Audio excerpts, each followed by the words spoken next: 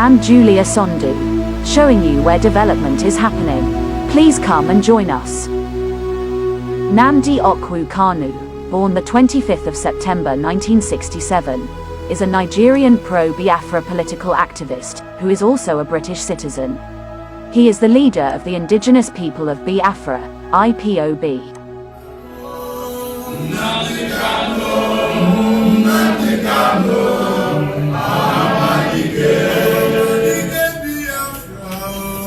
Nnamdi Kanu,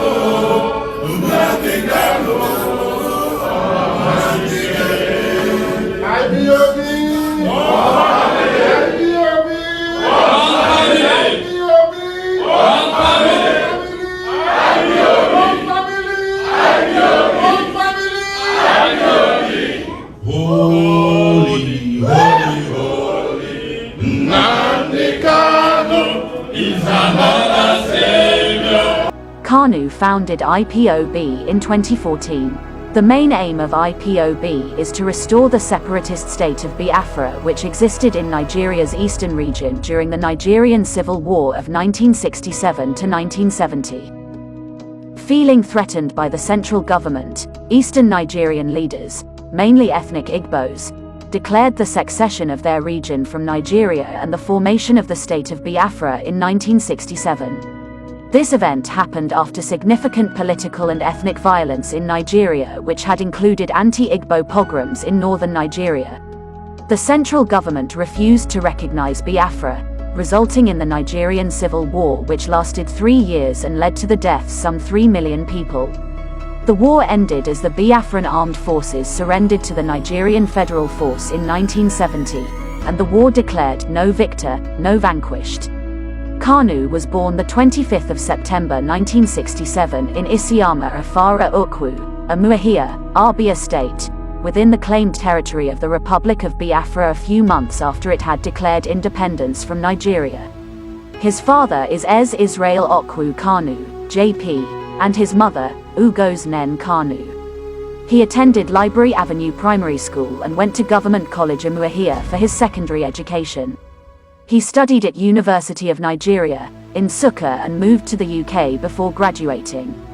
Kanu began his activism for the freedom of Biafra as a Radio Biafra director and anchor of Biafra awareness under Ralph Uwazuruike, leader of the Movement for the Actualization of Sovereign State of Biafra, MASSOB, who said while in a meeting in Kaduna, Nigeria on June 12, 2014, that he handed over Radio Biafra to Nnamdi Kanu, leader of IPOB, but Kanu disappointed him.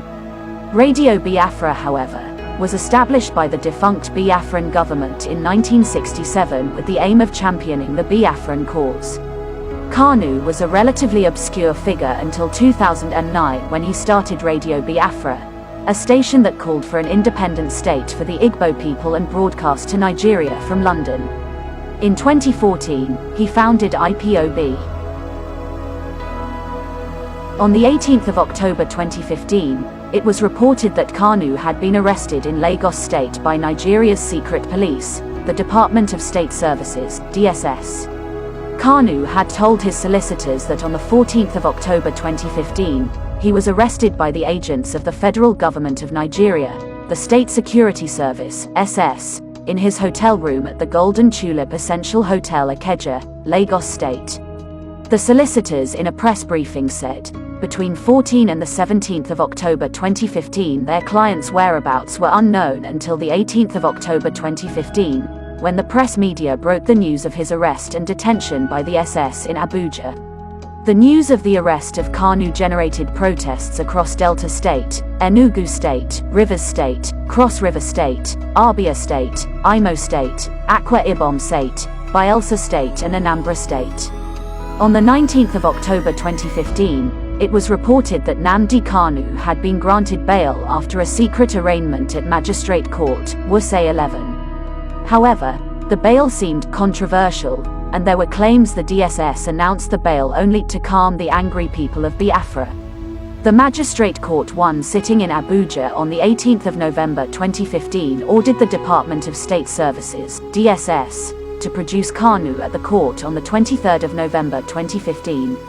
However, It was reported the Department of State Services, DSS, obtained a secret court order to detain Nnamdi Kanu. Kanu's lawyer, Vincent Abeta, in an interview said whilst in court, the prosecutor gave him a document containing a court order permitting the Department of State Services, DSS, to detain Kanu for the next 3 months to conclude what they said was an investigation of terrorism and terrorism financing. Kanu was finally arraigned on the 23rd of November 2015 in an Abuja magistrate court for the first time for charges of criminal conspiracy, intimidation and membership of an illegal organization by Nigeria's Department of State Services, DSS. The charges violate Section 97, 97B and 397 of Nigeria's Penal Code. Chief Magistrate S. Usman had, at the last adjourned date, berated the Department of State Services, DSS, over its failure to produce Kanu in court on the 2 consecutive times the matter came up before the court. Meanwhile, Kanu's supporters stormed Nigeria's capital city of Abuja in luxury buses on a peaceful protest for their leader who was arraigned by the federal government before the Wuse Zone 2 Magistrate Court, Abuja on the 23rd of November 2015. Pro-Biafra protesters with placards sang and danced outside the court premises whilst the hearing proceeded. Protesters wore T-shirts and caps with inscriptions like "Biafra now or never," "Buhari release Kanu for us," "On Biafra we stand." More protests by IPOB members numbering over 15,000 grounded vehicular movements in the southeastern key economic city of Onitsha concurrently. It was the same with over 20,000 protesters in Aba, Abia State on the same day. Kanu, through his counsel, filed an application asking the federal authorities to transfer him from the custody of the Department of State Services, DSS, to prison. His lawyer, Abeta, insisted that transferring his client to prison would enable him to have easy access to his legal team. Whilst in court, the Department of State Services, DSS, requested the Wuse Zone 2 Senior Magistrates Court to discontinue the trial of Nnamdi Kanu under Section 108 of Administration of Criminal Justice Act 2015. Edakwo further said the Department of State Services, DSS, had obtained an order from the Federal High Court, Abuja, dated the 10th of November, to detain the accused in its custody for 90 days. However, Kanu's lawyer Abeta objected to the continued detention of his client. Abeta prayed the court not to discontinue the case because the prosecution did not present any information from the Attorney General of Nigeria Federation who had the authority to approve such. Abeta also told the court that the DSS violated the order of the court which granted bail but was perfected but not granted, adding that the accused had been in Department of State Services, DSS, custody since he was arrested. The court's magistrate, Usman Shwaibu, after listening to both counsels, adjourned the matter until the 1st of December 2015 for ruling. When in court, Kanu appeared regularly wearing a Jewish prayer shawl and head covering. He said in court that he believes in Judaism and considers himself a Jew and oftentimes has led his Biafran people to various Jewish prayers and religious observations. On the 20th of October 2015, Vanguard announced that Kanu had been released on bail. However, media sources supporting the objectives of IPOB called the bail controversial and claimed the DSS announced the bail only to calm the angry people of Biafra. Kanu has finally been released on bail by Justice Binta Nyako for health reasons.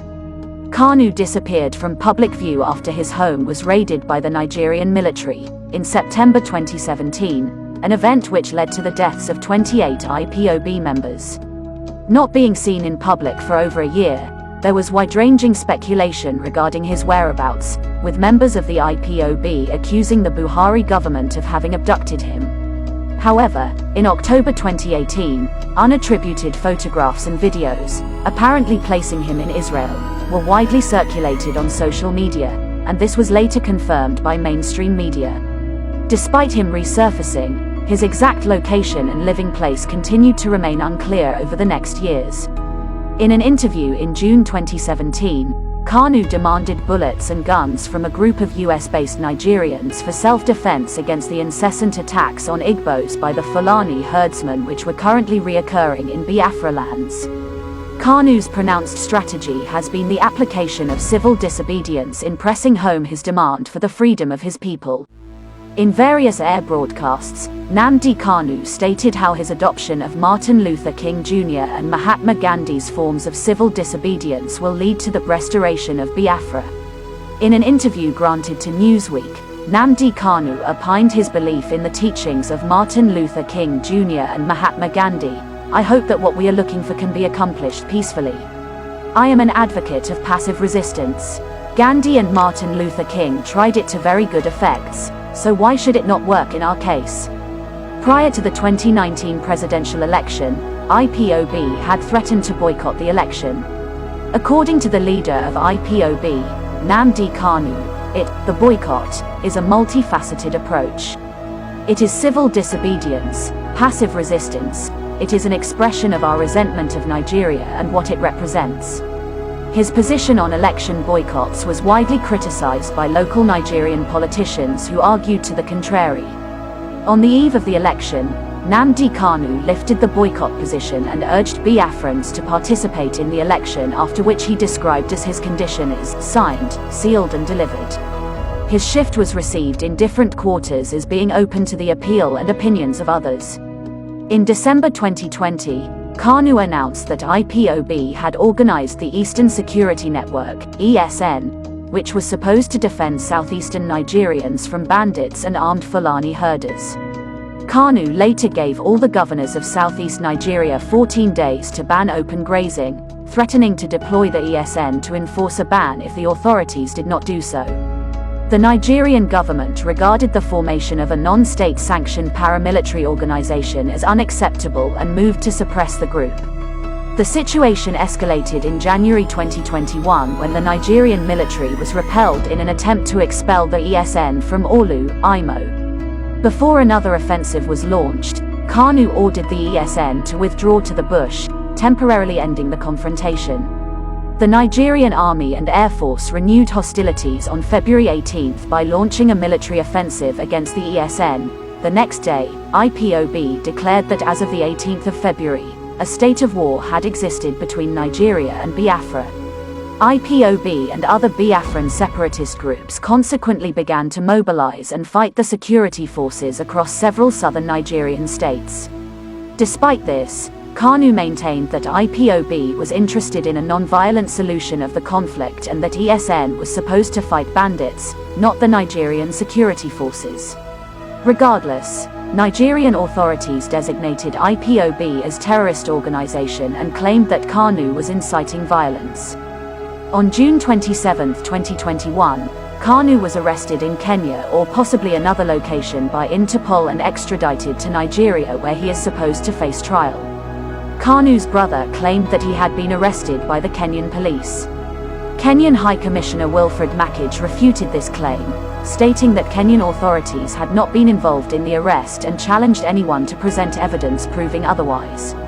When the BBC attempted to request information from Interpol's office in Abuja, the latter did not answer the calls. Kanu's arrest has sparked anger among Biafran separatists and other Nigerians supportive to his cause. The World Igbo Congress, WIC, declared the arrest illegal abduction and international gangsterism. Following his arrest, questions had been raised over what was termed Kanu's disregard of the Nigerian constitution to abscond bail in 2017. On the occasion of his arraignment in court on the 29th of June 2021, Kanu told the presiding judge that the Nigerian military forced him to flee the country in 2017. This is the end of our program today. See you on Intervlog same time tomorrow. Thanks for watching. Please like and subscribe to my channel and press the bell icon to get new video updates. Thank you for watching Intervlog.